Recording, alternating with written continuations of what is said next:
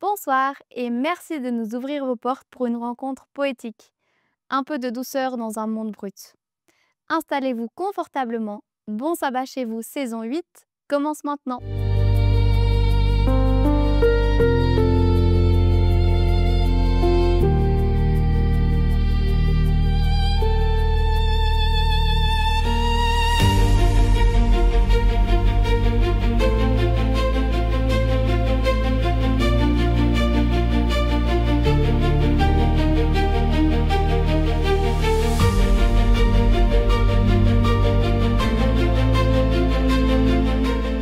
Bienvenue à Bon sabbat chez vous.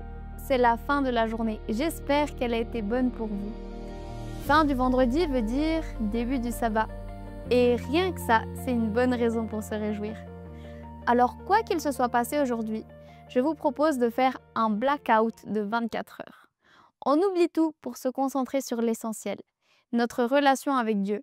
C'est ça qui fait du bien. Et on commence en chantant.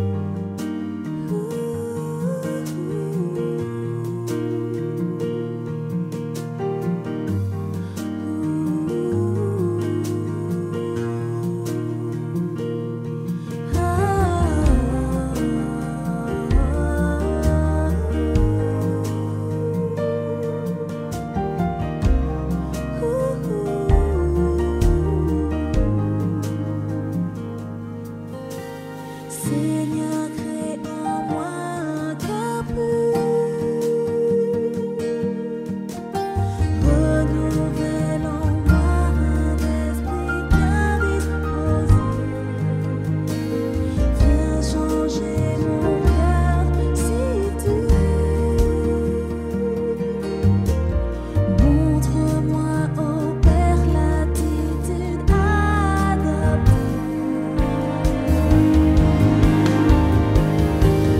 Dans ce monde troublé, je vous aide. À ton image transformée, à genoux, à tes pieds, et enfin impacté de tout mon être, afin de dénoncer l'image de la paix. Mon Dieu, tu es si bon. Jésus, toi le Tout-Puissant, que toute la terre le témoigne, que le monde entier l'acclame. L'heure du jugement est venue, car le mal est démasqué. Je veux être scellé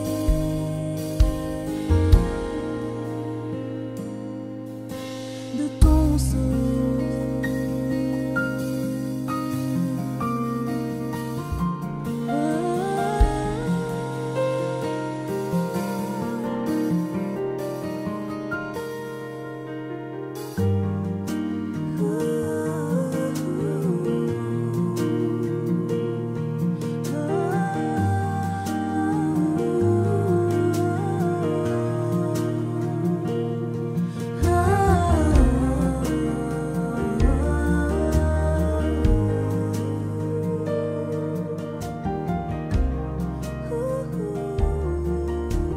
Est-ce que vous dormez bien la nuit? La question peut paraître bizarre dans le cadre de notre émission, mais elle est importante. Saviez-vous que 15 à 20% de la population souffre d'insomnie, ce déficit de sommeil qui vous empêche de vous endormir ou vous réveille au milieu de la nuit? Près d'une personne sur 5, c'est énorme! Et la première cause de ce trouble est l'anxiété et le stress. Donc si vous êtes déprimé, anxieux et stressé, vous avez plus de risques de souffrir de troubles du sommeil. Et en général, moins les gens dorment, plus ils cogitent. C'est un cercle vicieux. Le psaume que nous allons étudier ce soir présente 7 personnes sur 5, celles qui n'arrivent pas à dormir et qui crient nuit et jour à Dieu. Nous vous invitons à entrer dans la tête du psalmiste. Et que Dieu nous bénisse durant l'étude de sa parole.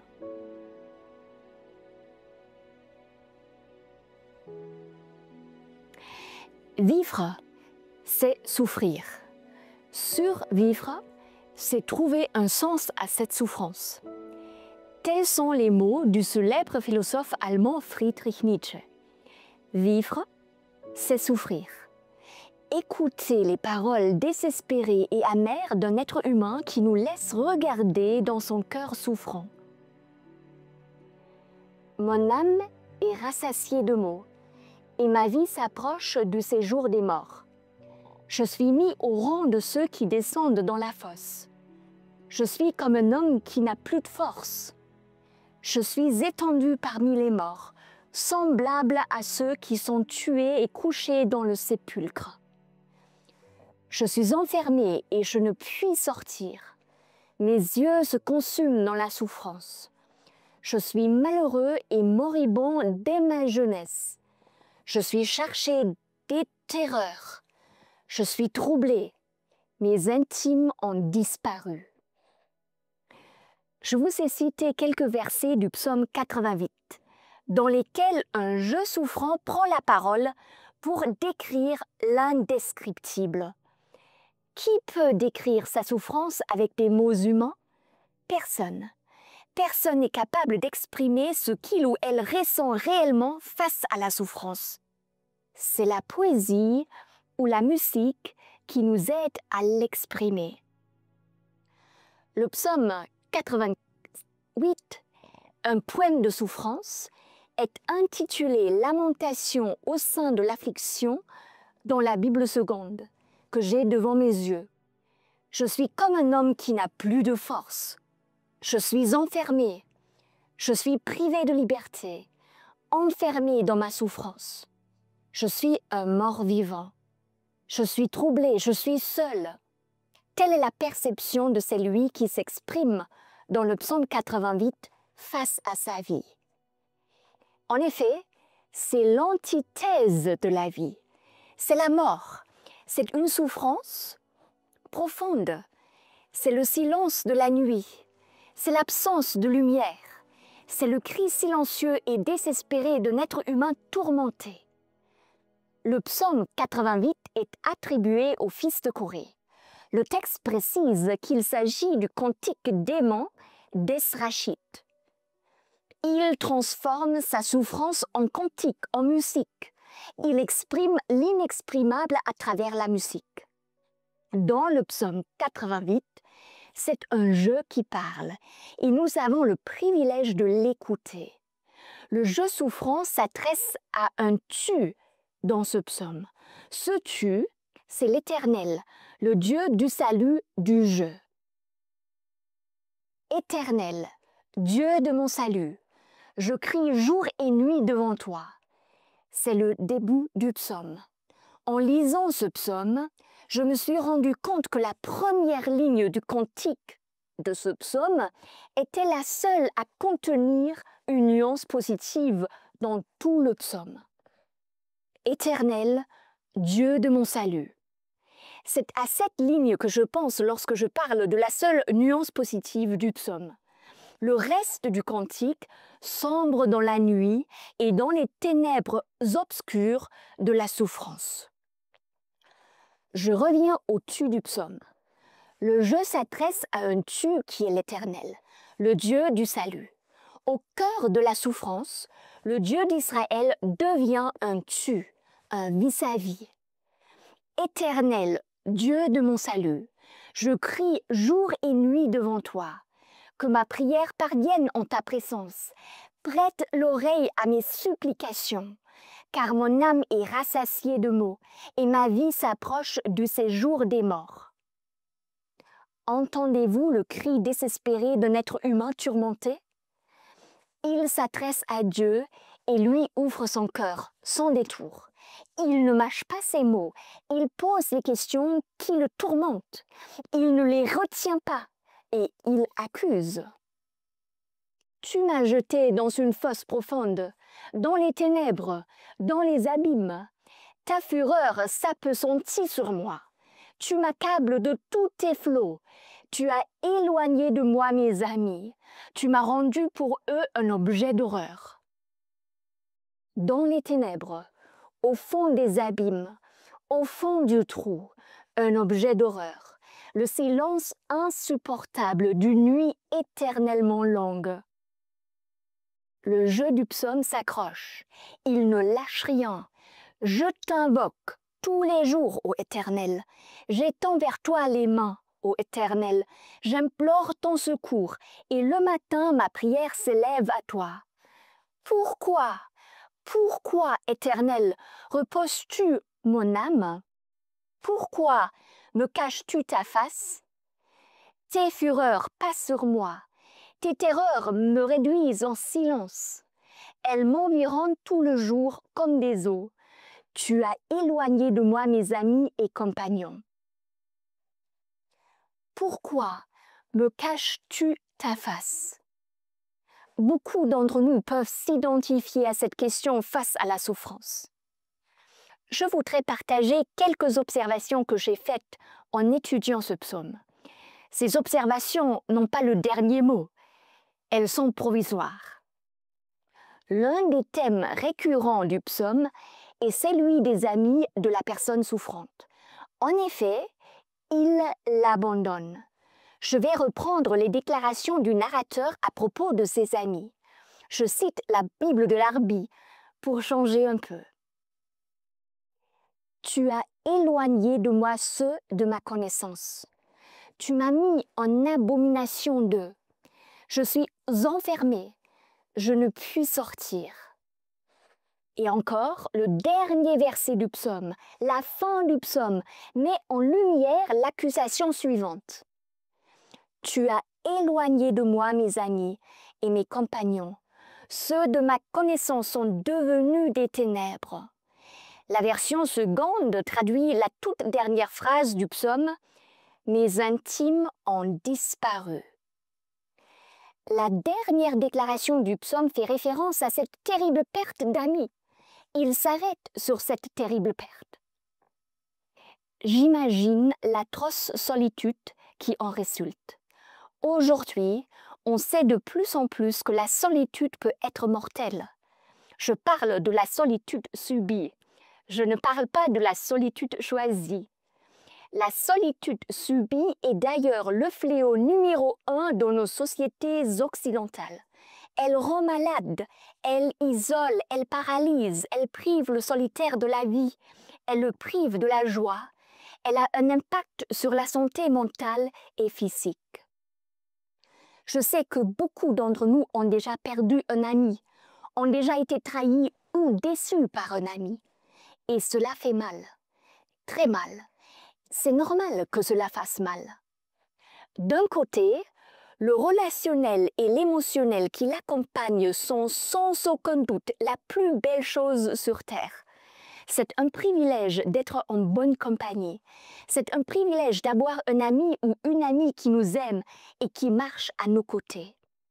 De l'autre côté, le relationnel et l'émotionnel qui l'accompagnent sont aussi la chose la plus douloureuse sur Terre. Le chagrin d'amour est atroce. Les cicatrices d'une trahison restent à vie. La douleur émotionnelle est dure. Je sais aussi que beaucoup de gens se sentent très seuls. Et ce, bien qu'ils soient entourés. Le sentiment de solitude est complexe. Dans nos expériences les plus intenses, nous sommes seuls. Le drame supplémentaire est que personne ne pourra jamais comprendre notre douleur. Le psalmiste est seul. Il se sent abandonné. Il a perdu ses amis. Il va mal. Il touche aux portes de la mort. Son œil se consume d'affliction. Il est impuissant face à la souffrance. Et malgré tout, il s'accroche à l'Éternel, même s'il a l'impression de ne pas s'être écouté ni compris. Il faut également garder à l'esprit que ce psaume a été rédigé par un être humain comme vous et moi, qui a vécu dans l'Antiquité, sur un autre continent, dans une autre culture et à une autre époque. Il accuse Dieu. Il faut savoir que dans le Proche-Orient ancien, tout est attribué à Dieu. Le psalmiste dit « Tu m'as mis dans une fosse profonde, dans des lieux ténébreux, dans des abîmes. Ta fureur s'est appesantie sur moi. Tu m'as accablé de toutes tes vagues, tu as éloigné mes amis. Il faut donc garder à l'esprit que tout est attribué au Dieu dans le contexte culturel du Proche-Orient ancien. Cette manière de parler de l'existence renvoie peut-être au fait que la vie dans ce monde prisé est irrationnelle et absurde et que nous ne pouvons pas expliquer toute la souffrance que nous traversons. Les causes nous échappent. Nous devons vivre avec des questions ouvertes. Le mal fait ses ravages de façon irrationnelle. Et dans ce monde prisé, des mauvaises choses peuvent arriver aux gens bien. Le psalmiste du psaume 88 s'accroche à Dieu, malgré tout. La souffrance n'est pas une preuve de l'absence de Dieu, mais une invitation à découvrir sa présence dans notre douleur la plus profonde. La nuit peut aussi être une prière. D'autres passages bibliques nous rappellent que le Dieu d'Israël nous écoute, nous prend au sérieux et traverse les ténèbres de la souffrance à nos côtés. Il souffre avec nous. Le psaume 88 est un psaume violent et brut qui nous rappelle que Dieu entend même nos silences les plus lourds.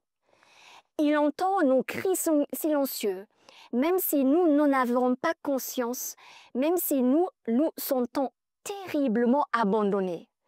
La nuit de nos souffrances peut se transformer en une prière intense. J'aimerais souligner encore une fois, la souffrance n'est pas une preuve de l'absence de Dieu, mais une invitation à découvrir sa présence dans notre douleur la plus profonde. Ce psaume me rappelle le livre de Job. Job est un homme mûr et droit, il craint Dieu, il marche avec Dieu et pourtant il va traverser les ténèbres d'une souffrance opaque et incompréhensible. Il se met en quête de la cause de cette épreuve, il veut comprendre, il veut discuter, mais tout lui échappe. Il se sent seul, abandonné, impuissant, incompris. C'est après s'en être sorti que Job reconnaît, face à l'Éternel, que son oreille avait entendu parler de lui, mais que maintenant, c'est son œil qui l'a vu. Il en ressort grandi, transformé et plus profond. Le Nouveau Testament interprète ce que Job a vécu bien avant. La lettre de Jacques parle de lui en disant « Prenez pour exemple de souffrance et de patience les prophètes qui ont parlé au nom du Seigneur. Vous avez entendu parler de la patience de Job et vous avez vu la fin du Seigneur, que le Seigneur est plein de compassion et miséricordieux. » Le psaume 88 me rappelle également Élie et sa fuite dans le désert. Il désire y mourir, il est en dépression. Il aurait pu dire avec le psalmiste « Je suis comme un homme qui n'a plus de force ». Et c'est dans le désert de la souffrance, de la dépression et de la solitude que Dieu se révèle à lui. Il se révèle à lui dans le murmure du silence, dans une voix douce et subtile. Le Dieu d'Israël est sensible à nos souffrances. Son cœur est touché par ce que nous vivons. Je reviens à la pensée du célèbre philosophe allemand Friedrich Nietzsche. Vivre, c'est souffrir. Survivre, c'est trouver un sens à cette souffrance.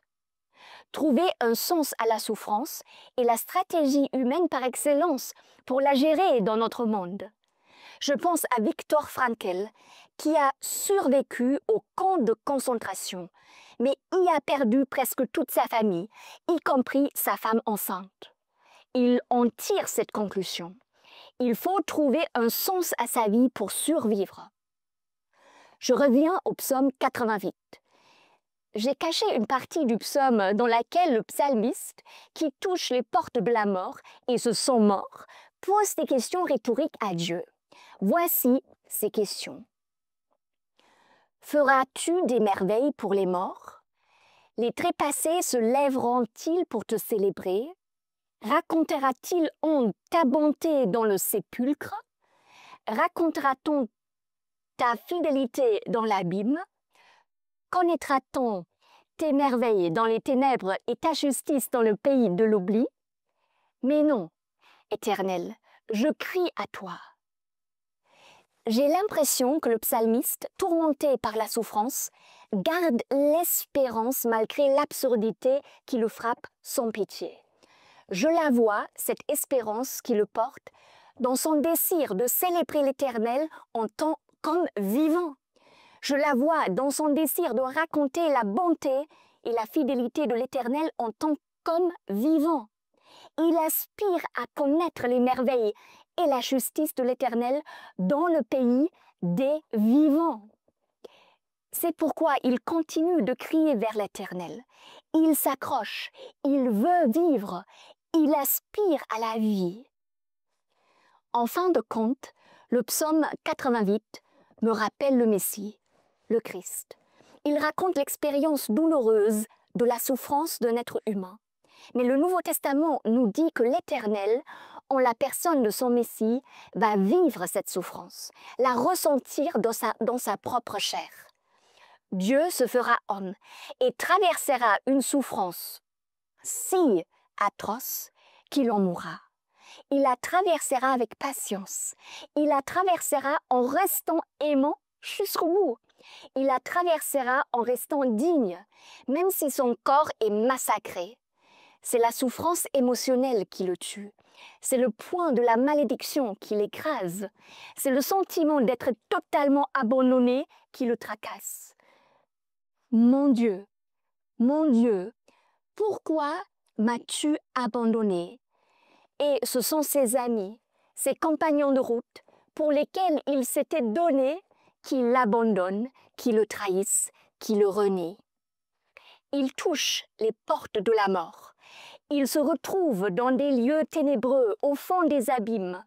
Il est compté parmi ceux qui descendent dans la fosse. Son âme est rassasiée de maux. Sa vie touche au shéol. La fureur de la malédiction s'appesantit sur lui. Son œil se consume d'affliction.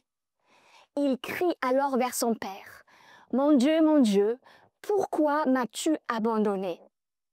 C'est une longue nuit de silence et de souffrance. Et la réponse à sa prière est un silence épais. Rien. Le Père l'abandonne-t-il? Non, il reste à ses côtés. Il garde le silence, le cœur brisé. Il lui fait confiance pour tenir le coup. Et le Messie, le Christ, tient le coup. Il comprend tous ceux qui ne tiendront pas le coup face à l'irrationalité du mal et qui sombreront. Le mal fait des ravages et nous ne pouvons rien expliquer. Le mal est injuste. La souffrance est répartie de façon injuste dans le monde. Le psaume 88 nous invite à une maturité extraordinaire. La souffrance fait partie intégrante de l'existence humaine. Elle est irrationnelle et injuste, mais elle est là, tout au long de nos vies. Le psaume 88 nous invite à une maturité extraordinaire. Nous accrocher à l'espérance d'une résurrection, d'une nouvelle vie, d'une vie qui s'accroche au Dieu du salut au milieu d'un monde troublé. Le Dieu du salut donne la force de se tenir debout, malgré tout, cloué à un lit, en proie à la dépression, au désespoir ou au doute le plus profond. J'aimerais souligner une dernière fois que la souffrance n'est pas la preuve de l'absence de Dieu, mais une invitation à découvrir sa présence dans notre douleur la plus profonde. Bon sabbat chez vous.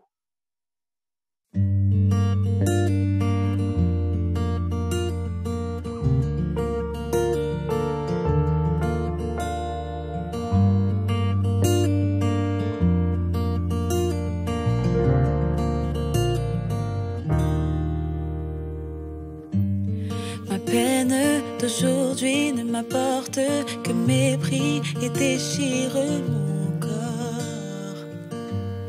Au fond de l'église, la douleur me brise, mais je souris encore. Mes nuits sont longues car dans ma chambre je pleure, les genoux à terre. J'ai tout essayé, j'ai tellement pris, il n'y a plus rien à faire. Mais je trouve ma force dans tes mots, paroles de guérison en moi. Je trouve ma joie dans la louange qui monte vers toi, oh mon roi. Parole de paix, parole de joie, parole de guérison. Parole de paix, parole de joie, parole de guérison.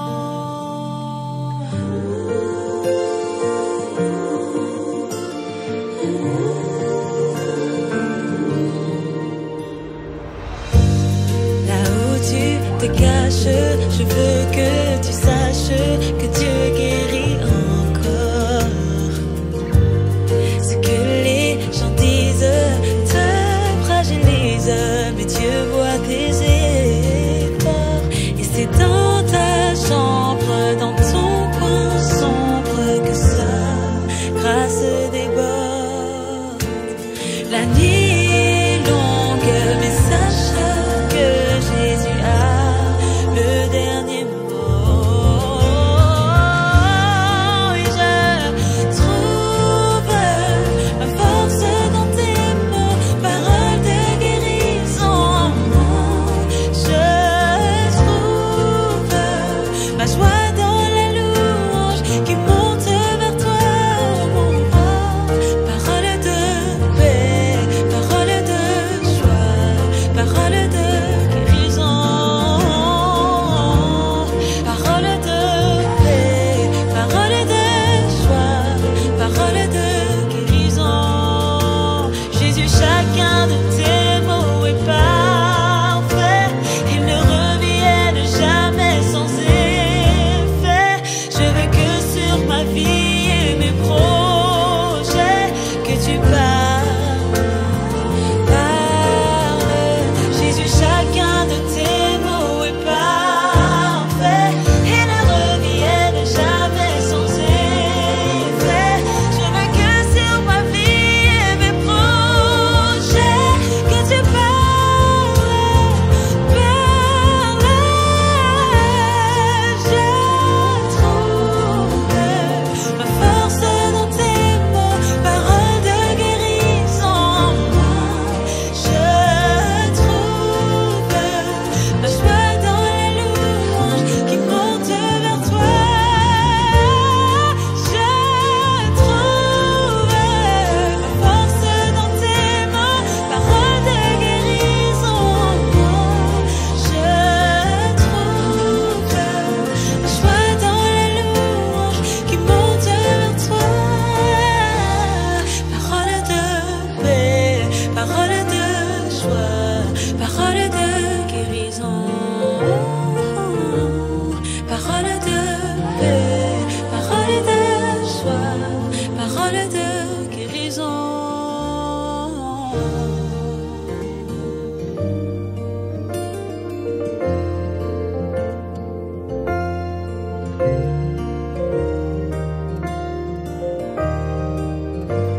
Je vous invite à prier avec moi. Éternel, Dieu du salut, merci d'être à nos côtés, merci de traverser nos souffrances avec nous. Merci d'être un Dieu empathique, miséricordieux, qui a traversé la souffrance pour nous. Merci d'être qui tu es, une ancre sûre et solide dans ce monde troublé et irrationnel. Reste à nos côtés, rafraîchis-nous pour que nous puissions nous tenir debout pour toi et être des porteurs d'espérance dans ce monde mourant. En nom de Jésus-Christ, Amen. Jour ou nuit, il n'y a pas d'heure pour s'adresser à Dieu. Par contre, il a bien créé un jour particulier pour une rencontre spéciale avec lui. Et ça, c'est bien aujourd'hui. Qu'en ce sabbat, vous puissiez sentir Dieu s'approcher de vous et éclairer votre nuit. La lumière sera peut-être faible au départ, il faudra l'entretenir. Alors n'hésitez pas à vous abonner à la chaîne YouTube Espoir Média pour être notifié de nos nouvelles vidéos spécialement pensées et conçues pour vous accompagner dans votre cheminement spirituel. Et parcourez aussi nos playlists, vous trouverez un message qui vous fera du bien, j'en suis certaine. Et bien sûr, retrouvons-nous vendredi prochain avec Daniela Gelbrich, spécialiste de l'Ancien Testament, pour un autre moment ensemble. D'ici là, je vous souhaite une bonne soirée et un bon sabbat chez vous.